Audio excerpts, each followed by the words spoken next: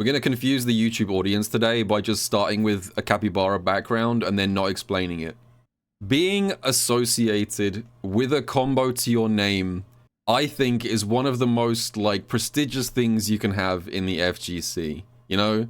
Being so iconic and so connected to a combo that that combo itself gets named after you. That's pretty rare. What if I was to tell you that there is a person whose execution is so legendary that he has 2 combos associated with his name? I am talking about Sako, aka Sako Noko. So I shouldn't really need to even introduce who Sako is. If you've been at all involved in the Street Fighter community at any point for the last, I don't know, several decades, you know who Sako is, right? But just for those of you who've been living under a rock, Sako is an extremely long time fighting game expert, not only in Street Fighter, he has also been one of the gods of the Darkstalkers. He's known for that game as well. He's played basically everything at some point, and he is specifically known for his incredible execution and combos. So, I mentioned a minute ago, there are 2 combos that are known as the Sako combo. 2 completely different combos in 2 completely different games. So I'm just going to show those real quick. So we're going back to some wonderful VSAV in beautiful, this is a 14-year-old video in beautiful 240p. This combo right here is one of the most difficult combos to perform in fighting games, really. This is a legendarily difficult combo. It's an infinite, and I won't go into too much detail about how this combo works. Basically, all you're doing is you're looping crouch jab, stand jab, dash medium punch with Boletta, aka BB Hood. But it's incredibly precise. And because of the way this game locks out your inputs during dashes, the window to land this is like, it's technically it's a 2-frame link on each rep of the infinite, but it's more complicated than that because, like I said, your inputs get locked out during the dash, so you kind of have to hit 2 separate links before and after the dash. And the other thing is, this is an infinite, but every few reps, you have to do like an extra step where you do dash jab to maintain the rhythm. I won't go, like I said, I won't go into too much detail, but just trust me when I say this is an incredibly hard combo, and Sako was doing this in real matches. I think that's one of the real distinctions of what makes Sako such a legendary player. It's not just that he had an amazing execution, it's also that he was able to do this stuff in like tournament level matches. He wasn't just one of those people who can do it in training mode. And a good example of that is Sako's second iconic combo. The second Sako combo in Street Fighter 4 with Evil Ryu. I was looking up examples of this and I found a video of someone performing the Evil Ryu combo, the Sako combo, and you won't believe whose video this is. Surely not the 10-year-old Sajam video. Superman Sajam. I love that this video I think is kind of cute as well, just to go on a tangent real quick, because I think a lot of people assume that like content creators just like start out on day one being successful and polished. But you got to understand that every single person who goes on to do content creation in the FGC started out like this.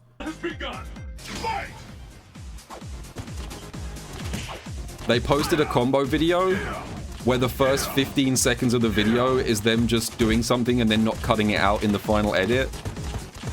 Like, why is the first 15 seconds of this 45-second video you whiffing jump jab? I don't know. Anyway, the point is, this combo right here.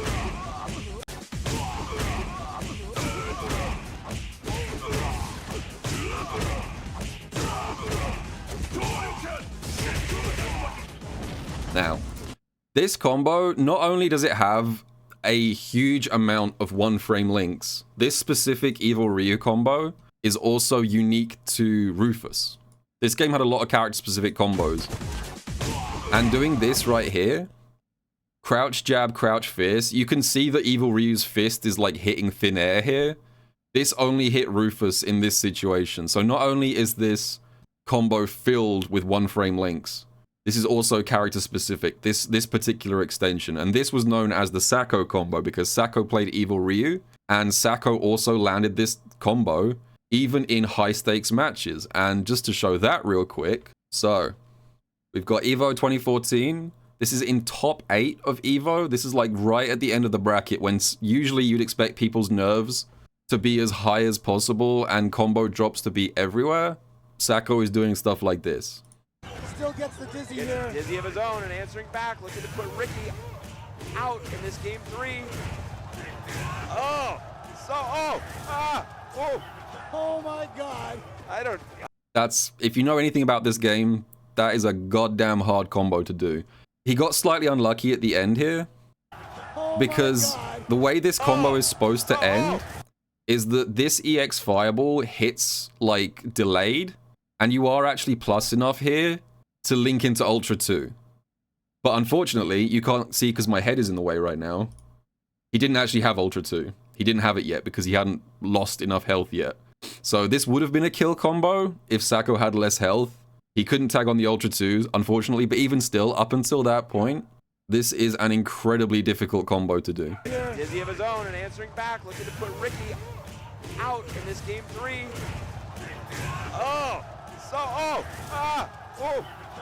So, why have I just spent the last who knows how many minutes glazing Sako? And the answer is, for a little while now, Sako has become an Aki player. I'm very excited about this. I've intentionally avoided looking up Sako's Aki because I wanted to do like a review of some Sako Aki gameplay. I think he's been playing Aki for about 2 or 3 months now. I think he's just starting to get into the swing of things. There's obviously still a bit of a learning curve there, so I'm not expecting perfection. But we're going to do a bit of a gameplay review of Sako's Aki and my kind of impression of his take on the character. Because I feel like everyone has a slightly different interpretation of like how to play Aki. And I'm really curious to see how Sako approaches it. So we're going to do that today. All right, we've got Sako versus John Takeuchi, I believe. I think Sako's in his late 40s right now. I think he's close to 50. And to prove that point, that's quite funny. The moment that I mention his age, he gets hit by a DI without reacting. I know that feel, man. I know that feel. This game is ageist, and it's actually low-key gross of you to DI players over the age of 30. Nice. That's something that I've been integrating a lot lately. I feel like this has been this kind of more recent development for like how to use Aki's overhead, because this is not actually a meaty. Do you see that? It's kind of not obvious, but this is a thing that a lot of players have started doing. So normally we used to do the overhead at this point in the drive rush, so that it would be like a meaty, and it would beat like wake up buttons. But now it's much more common to mix it up with delaying this by about half a second, like this. Specifically so that if your opponent tap parries, you get the punished counter because they're then crouch blocking afterwards. So delayed drive rush overhead is a really big change in like the approach that Aki, and not just Aki, but any character with drive rush overhead, this has become a very common thing to do. Nice jump out. Again. See, this is kind of interesting because he's doing a lot of stuff. Ooh, interesting. Huh. That's an interesting extension. I have not done that before. This is what I mean about Sako. He's very creative with his combos. He did stand heavy kick here, and then just didn't cancel into anything. And then just linked into level 1. What was the other thing I was going to say? There was something else before that. It was here. Yeah, this. This is like the other side of the coin from what I was talking about a second. As well as doing delayed overhead, another thing to make it more of a real mix-up is that a lot of players have also started doing delayed low here as well. That is not a meaty low. He's delaying that by a little bit so that he doesn't get perfect parried on wake up. So he's doing a lot of things that like are more indicative of someone who's been playing Aki for a long time. Even though he's only been playing Aki, as far as I know, for like 2 or 3 months.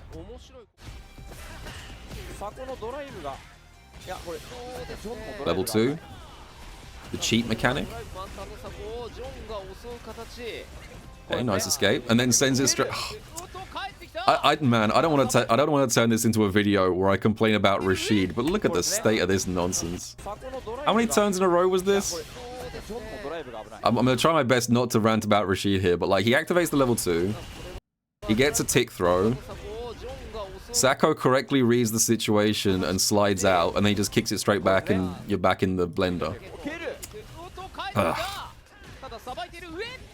Alright, this is not a Rashid video though. Great Desert Storm. Safe jump, empty low, yeah, that's just a mix. It's crazy how much like this game is popping off in Japan. I think there was 100,000 people over the weekend watching the Topanga charity tournament. These guys sell out stadiums. Nice. Oh, that's a cute setup. This is one that I do know about.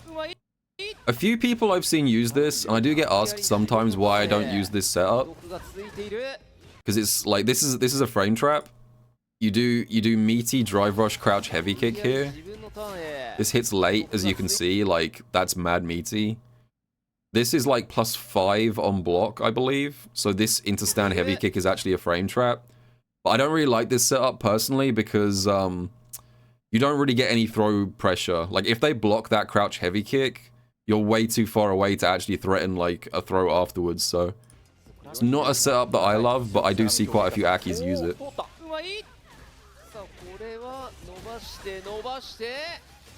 Nice calculation. Didn't spend the level 1 that time. Nice.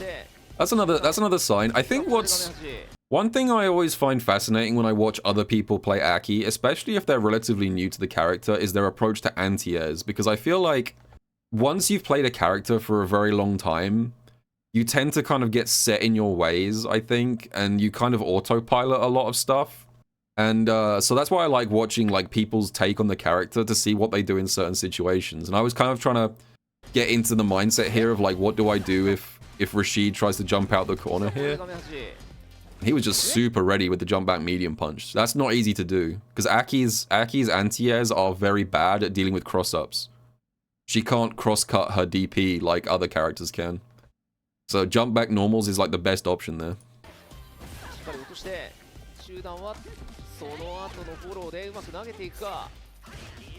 Punish. Nice.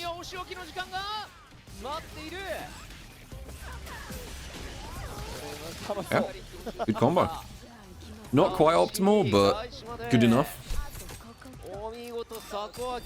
You can actually... Not to be the kind of nerd that actually's Sacco's combos, because Lord knows this man is good at combos, but I would say when you block Eagle Spike, you can actually start with Drive Rush Forward Heavy Punch, which is Aki's like optimal starter. So like here, I guess I'll just show that in game real quick for comparison. Yeah, feel free to start spamming the nerd emotes. So like Eagle Spike on block is like insanely negative. So you do actually have enough time to do Drive Rush Forward Fierce, which is actually Aki's max damage starter. So you can do stuff like this.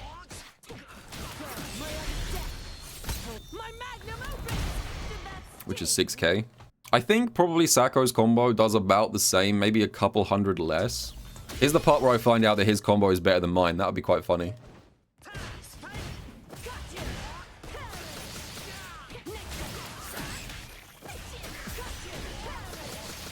He did that. It's pretty damn close. Pretty damn close. So he wasn't far off. He was like 100 less than max. Which, again, that's pretty good to be that close to optimal. Like, that early in your character journey. Big damage.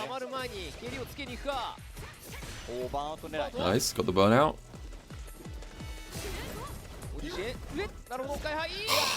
That sucks. He waited so long.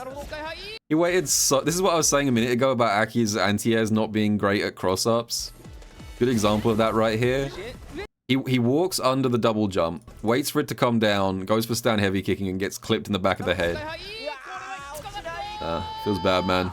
Yeah, I think in that situation, the best play is just the air to air.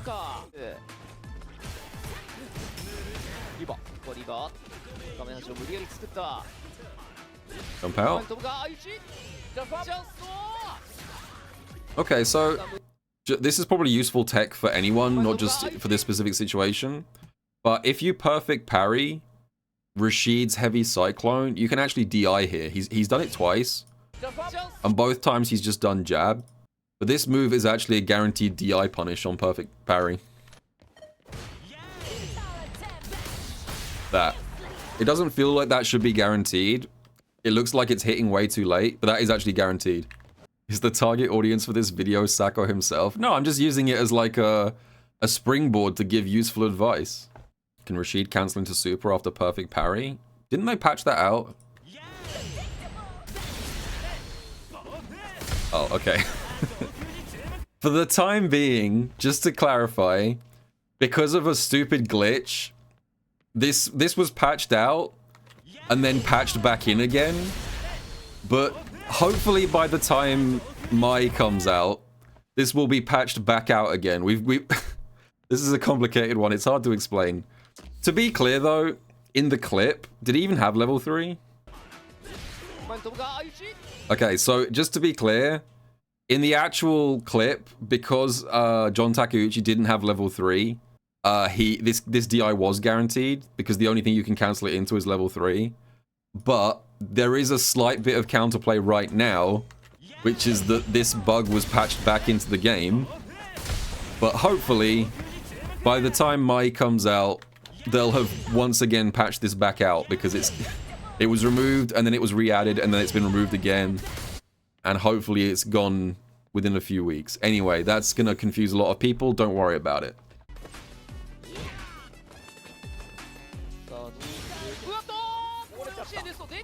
Did it close? Oh, man. I know what happened here. Every single Aki player in the world is looking at this and just being like, I know that feel, bro. I hate this game's input buffer, man. He wanted to do light fireball, but because he pressed quarter circle back like 45 minutes earlier, the game stored that first quarter circle back, and this was supposed to be fireball, and instead he got random level 2. You can tell because it's the close version. Ugh, I hate this. Capcom, please, in the next balance patch, can you please make the input buffer less relaxed? The amount of times I've had an accidental level 2 when I try and fireball is very irritating. If someone with execution as good as Sako also struggles with this, I think that's a good case that you need to tighten up the buffer window a little bit. Nice.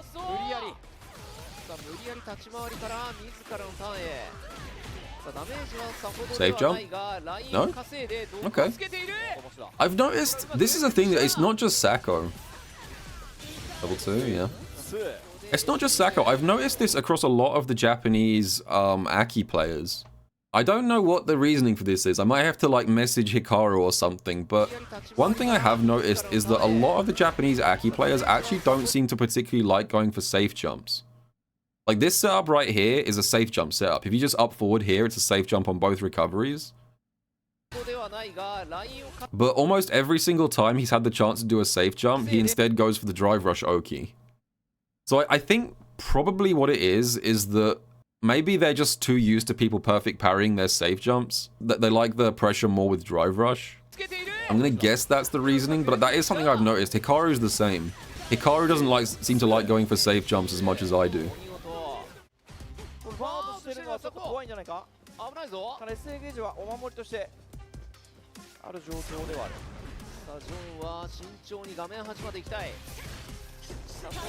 Wow.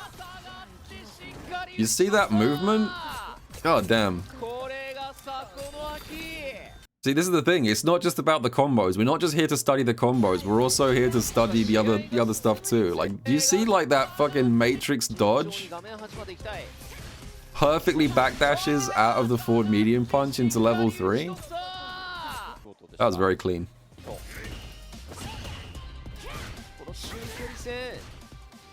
玉よりも内側でお互い何をするか。タイプしっかりサブノキ有利からこれで画面端 Nice. 先ほどの響 What's き the が corner control? この画面端で Oh wow. ダメージを積み That was really nice. That was genuinely really nice.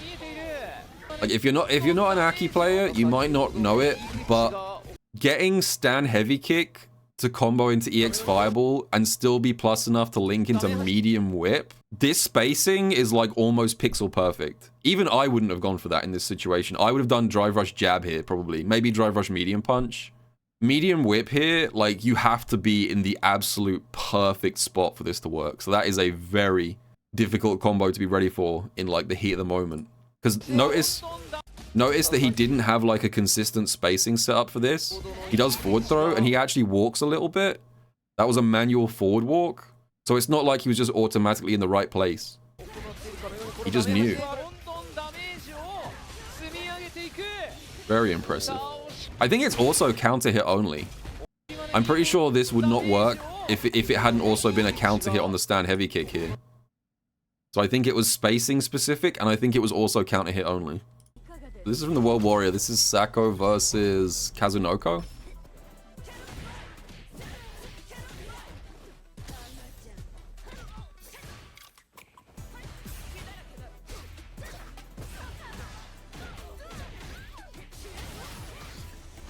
Okay.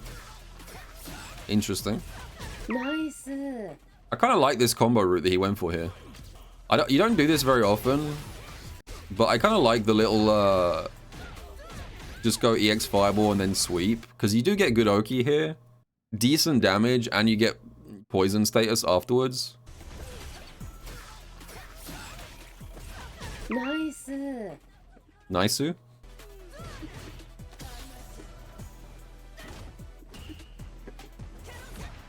Nice anti-air. Yeah, that's a really important anti-air against Kami. Jump back medium kick is like your best answer to cover both like regular jump and dive kick. But you have to react real fast.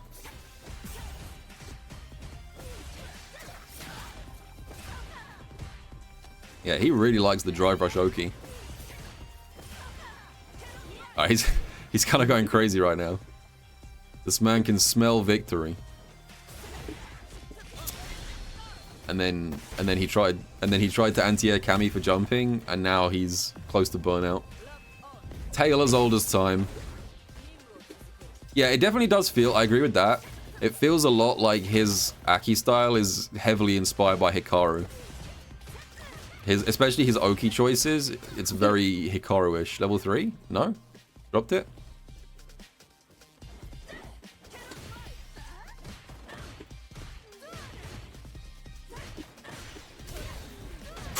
Got it. Oh my god, this man is so clutch. The low profile to decide the match? God, Aki's a cool character.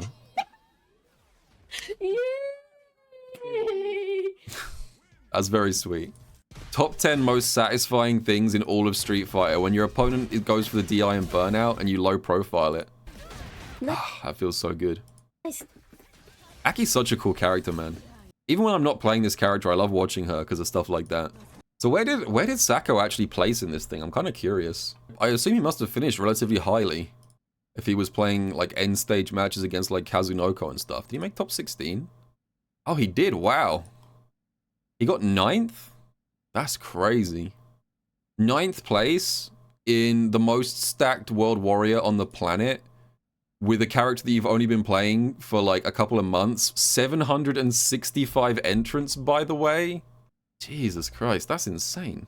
Bro, I like what I've seen so far. Like, obviously, as I said, if you've only been playing Aki for a couple of months, I would never expect anyone's conversions to be perfect, but, you know, he's already well on his way. I'm definitely going to keep an eye on Sako's Aki going forward. Well, I'm looking forward to, yeah, seeing what he does next.